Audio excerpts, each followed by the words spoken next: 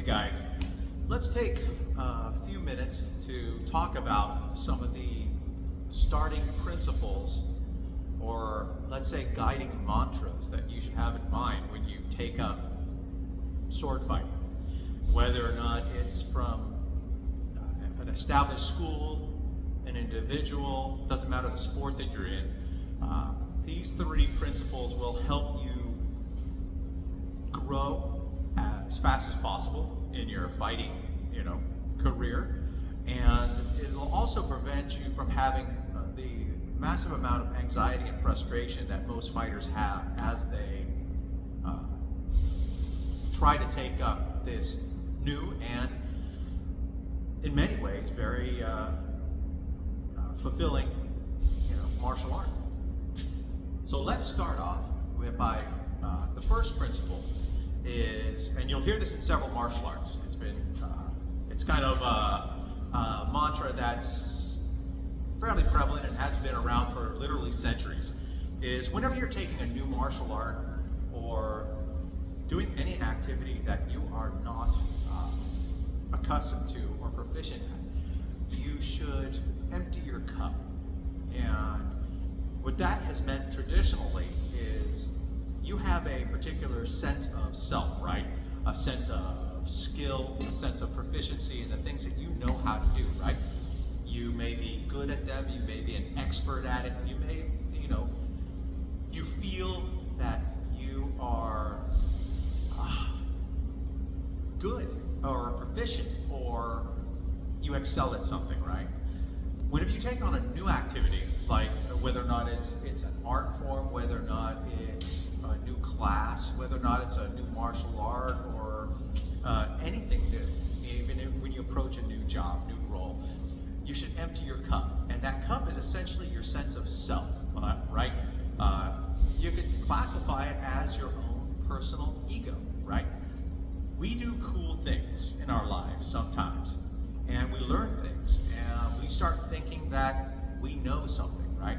And so we add a little bit to our cup, a little bit more and more as time goes by. As we become more proficient at things, more knowledgeable, more understanding, our expertise grows in whatever activity it is. So what you end up having is a greater sense of competency and ego. Now, it's important to understand where you're at, whether what you know and what you don't know. The problem is, and it happens with everyone, as we get better at what we do, we begin thinking better of our skill. And eventually, after lessons, after experience, after successes, your cup starts to get more and more full, right? Your sense of self, your ego, your sense of pride in what you are, who you are, but basically your overall sense of what you know. That's what fills your cup. Now, when a cup gets too full, right, you can pour more on it and it'll just all spill on the ground. That is what happens to all of us if we're not careful. If you go into a situation thinking that you are the master of it, right? I already know this. I don't need to listen to this. This person has nothing to teach me. I know how to do this. I know the experience isn't going to change. I know what's best. That is a sign of somebody whose cup is full, right? So you'll often hear when you go to a new martial arts school or whatever activity, if you read, Musashi's work or anybody else, they'll talk about the idea of emptying your cup, which means that no matter how proficient you think you are at something, or how smart you are, how strong you are, how wonderful you are at something, whenever you're trying to learn something new, what you should do is you should empty your cup. You should take all that sense of, knowledge and expertise and just pour it out. That way you can learn more. You can actually learn from people who don't know as much as you about something. In the case of sword fighting, you can still learn from people who aren't as good as you are. If you set yourself up to observe and experience differently.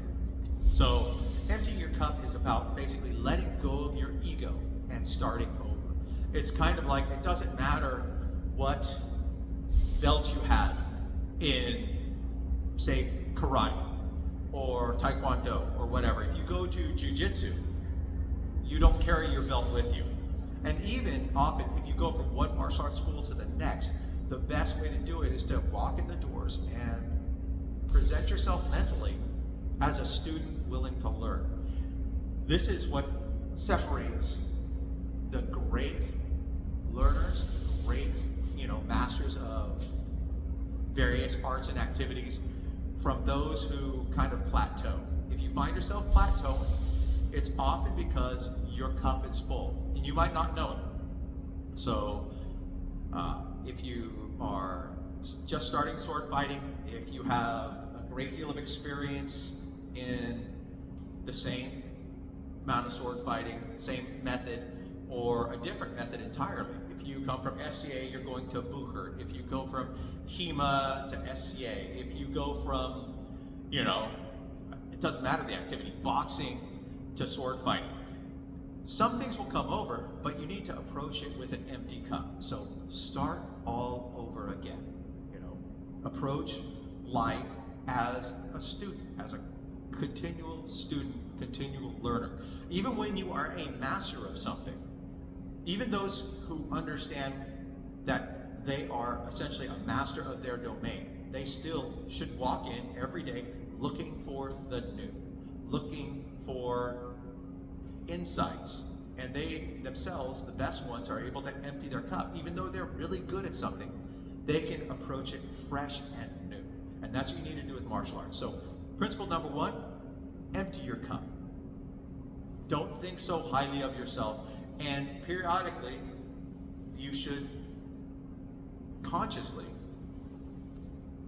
every now and then, every few months or whatever, when you start feeling really good, you beat some people, you've learned a lot of techniques, you've won some tournaments, you should actively in your mind take your cup and empty it and start over. That way you'll continue to progress. I've known some really, really great, good fighters, right? Great even. And they capped themselves because they started thinking they were great fighters. And then that leads to slowly establishing in your mind that you don't have anything else to learn. You're the top, you're the stuff. And then they invariably end up being beaten by somebody and kind of shocked because that other person was still hungry, was still open. So emptying your cup means you're always open to new learning. That's where you should be, whether or not you're a newbie fighter, whether or not you're mid-range, whether or not you're a tournament winner, you should always maintain an empty cup so that you can continue to process new information. So that's essentially the first training principle that we impart to people when we go to training.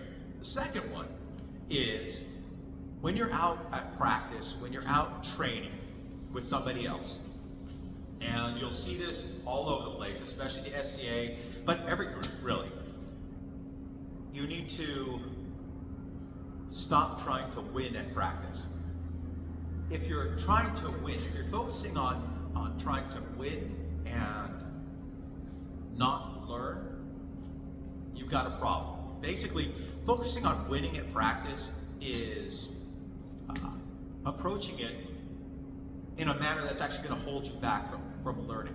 See, your mind can effectively focus on one thing at a time. I know everybody talks about multitasking, right? Don't pretend that you can do that. There's a 30 to 60% loss in effective judgment when you multitask. It's been shown in so many stories. Critical thinking, critical decision making is compromised. Your learning is also compromised, right? So if you're trying to win a fight, you're focused on the winning. You're focused on the victory. And you're going to miss out on a ton of the other lessons and details that go on in a sparring match, in an engagement with an opponent. So when you walk onto a practice field like your Sunday practice or Wednesday or whatever it is, even at tournaments and other things, when you get a chance to spar with people, don't stand across with them and spar with them with the intent to win, normally. There's a time to do that, right? There's a time for game performance to judge yourself. But the vast majority of time, you shouldn't be trying to win. You should be trying to learn. And if you go into practice and you have like 3 things on your mind that you want to work on, and you enter the fights not caring about winning or losing, just caring about executing better, learning how to throw that strike a little bit better angle, learning to pick up that leg strike, that block better, learning to flow better, whatever it is, choose 1 to 3 things that you want to work on at practice or you want to work on with a specific person and focus on that. If you try to win at practice, you're going to learn very little. If you focus on just learning and not the winning part, when you face up with an opponent, you'll be able to see what they do better. You'll be able to understand what you do better without the anxiety, that pressure, that internal ego, and fear, essentially, of losing. So that point is not too bad, right? Not too hard. You go to practice with something to work on, not to try to measure your stick against everybody else. You know, not try to make yourself feel better because your ego's too small. Let it go, man. So that leads us into the 3rd principle, which is a very difficult one for a lot of fighters to do, is when you get a chance to practice with, spar with, fight or whatever, people you've never fought before, especially people who are way better than you, but really anybody, you should, if you want to learn the most you can in that session, lose on purpose. I know, right? The entire SCA and other groups are focused on telling you, the measure of you as a fighter is if you can beat that guy, right? I don't think so, right?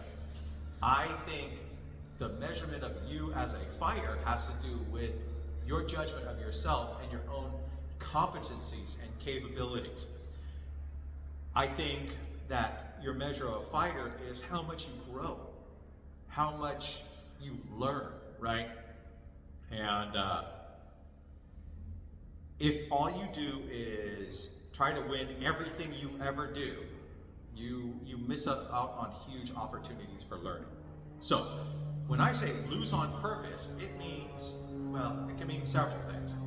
A, like principle number 2, it means don't cross blades with somebody else or spar with them or whatever with the intent, I want to prove something to this person and shut them down. Sure, I mean, if that's what you're going to do, then do that.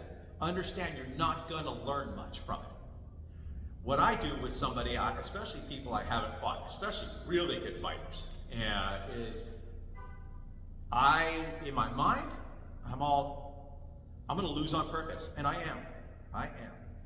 I am going to square up with them and fight with them, spar with them, and if I lose 10 out of 10, awesome. Because what I'm going to do is I'm going to be in the fight, present, but I probably won't even throw a shot. A lot of times I won't. Because to me, that fighter is a guest speaker, right? And I want them to tell me everything they have to tell me.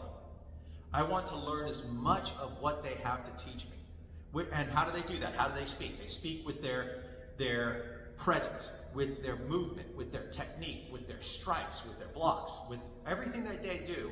I want them to be able to do it against me. And sure, if you're hugely ego-driven, you're standing around, there's a circle of other great fighters around, and you're getting your ass kicked, wow, that's like pretty tough to take, right? But you gotta remember, that's the way you learn the fastest. If you want to actually excel and learn what this person does, you should stand there. You should let them do their worst. And you should be observing it the entire time. If you're trying to win, the learning center of your mind shuts off. and you will barely remember what goes on during the fight, right? So my suggestion is lose on purpose. Go out there, and if this guy has these amazing shots, get hit by them, and then just start learning how to block them one by one by one. Stay calm. Remember, you're not out here to measure your stick. You're out here to absorb, to Borg, to assimilate what this other person does, to observe in a more calm state all of the amazing things that they do, that they have to teach you, because everybody has something to teach you. And if you get hit, they just told you what you need to work on. If you fail to block something, they told you what you need to work on. You'll be able to also see when they do this, they open here, they open there. It's a tremendous, tremendous learning tool. So if there's guys you only get to fight once a year, twice a year, 3 times a year, take them.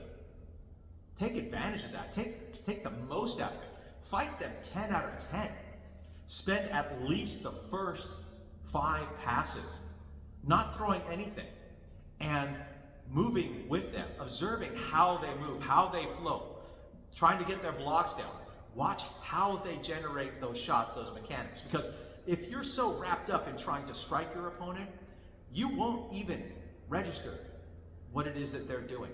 Trust me, this is one of the most powerful ways to accelerate your knowledge base, your absorption rate of opponents' abilities and techniques, way beyond any other training method in the SCA. So, contrary to popular advice, I say lose on purpose. Whenever you can, lose on purpose. Even to guys, especially to guys that you don't want to lose to. Like, that guy always has an attitude with you, and you can smoke him. But if he ever hits you with anything, he like jumps up and down and says, oh look, I beat that guy. He sucks. Good. Good. Suck it up. That's your ego whining and crying that's afraid of looking bad, afraid of losing. I equate this to those of you who are nerds or sci-fi fans to being like the box in Doom. Walking in, standing there, and just blocking is like putting your hand in the box and seeing how much pain you can overcome. Whether or not you can be human and actually let go of the fear, the anxiety, the ego, and sit there in your guard just blocking everything, and they get you, so what? Just, okay, let's go get. And you can talk to them too. You can ask them to, can you show me how you got me with that? Can you demonstrate how you moved out of that? You know, it doesn't mean don't throw any shots. It just means, for the most part, you're not going to throw many. Because if you're throwing shots, what you're trying to do is you're trying to judge their reaction, how they move. So, overcome your ego, which is basically fear. It's fear-driven. It does, you know, who wants to walk out there and get one-shotted by some newbie? But if you can do that, if you can stop, and if you can absorb, if you can actually walk out on the field and lose on purpose, you're going to be light years ahead of everybody else in, you know, the shortest amount of time. It's probably the biggest, and it's not even a trick, it's probably the biggest training methodology to where you can actually become a good fighter. I mean, we're talking, you can become a night level caliber fighter in 6 to 8 months with working out on other stuff, but through this methodology, that would take other people 5 years to do. You can do it in half a year, maybe 8 months. So, again, the principles are, first of all, your ego. It's often the thing that holds you back. So, empty your cup so you can fill it again and empty it again. Continue this cycle and you will continue to learn, and you won't plateau nearly as badly or as often as you will if you're ego-driven. Empty the ego. Second of all, go out to practice with things specifically you want to work on. Don't try to win at practice. You know, it's okay for you to throw shots. It's okay for you to work techniques. It's okay for you to strike people or try to hit them in a particular gap. But be focused in your training. Training is where you're like trying to learn something new, right? Don't focus on winning. Winning doesn't matter there. In the tournament, it matters. You know, when it's time to, you know, play your A game, that's different. When you're at practice, stop focusing on winning. learning. Learning's important. Learning is specifics. Stay focused on your path, not their path, or not trying to put them in their place. Third, building on top of that second principle, is lose on purpose. Against better fighters, in challenges, at practices, when sparring, go ahead and lose on purpose. I don't care if you just stand still, and you'll see us do it in our training videos a lot. You just stand there and you let your opponent be the lecturer, the speaker. You let them do all their techniques, their fakes, their feints, their strikes, their blinds, their hooks, presses, whatever dynamics they use. Stay calm and let them do it. Respond to it appropriately, but observe it, absorb it, and you will come out the other side such the better fighter. It doesn't do you any good to invite somebody to be a guest lecturer, to sit there and shout over them the whole time, right? What are you gonna learn? What are they gonna learn? Nothing. That's the problem, is most fighters come together and they fight at practice, sparring, challenges, tournament, they're just trying to win. And so they don't really learn much from the fight. They might learn one thing, like, well, I sucked at blocking that, or, well, he sucked at blocking that. So what? Trying to win is actually shutting down your learning processes. So save the A game time, save the measuring your stick against everybody else, your ego, your whatever you want to call it. Save that for A game time, save that for tournament time. You don't need to pull that out when you're trying to learn. Give your opponents respect when you're training.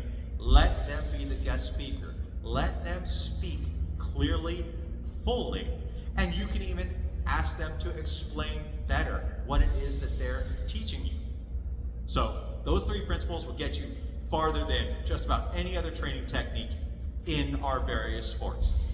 Empty your cup, stop trying to win at practice, and when you can, lose on purpose and absorb as much information as you can from your opponents. Write these things down and it'll take you far. We'll catch you next time.